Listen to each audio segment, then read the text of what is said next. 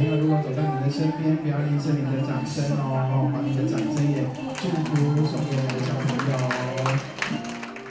大型幼儿园的小朋友担任陪同，引领宣教分的翁仔某入场。这是咱区公所所举办的模范父亲甲宣教分表扬活动，借此感谢父亲对着家庭甲社会贡献甲付出。今年模范父亲的话，一共有10位。那最长者是我们白雪的朱妈妈，我想意外如山。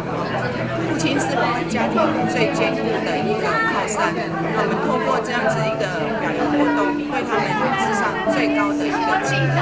那另外的话，今年韩剧也非常的特别，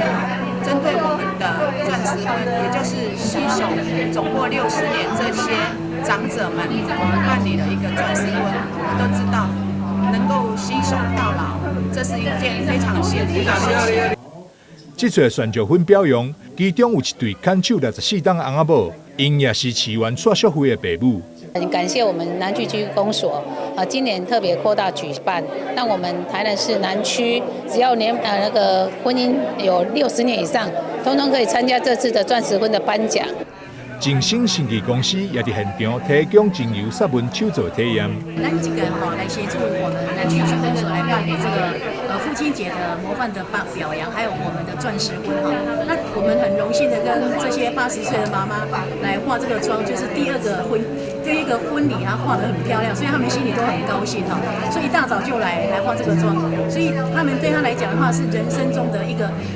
真的是很好的一个荣幸，所以我们也觉得很荣幸来帮我们这些80几岁的左右的妈妈来化这个妆。除了这次表扬，8月5号，这个南区的模范父亲代表也将前往新营明治中心的南营堂接受市长的颁奖表扬，感谢因对着家庭的贡献。记者张淑维采访报道。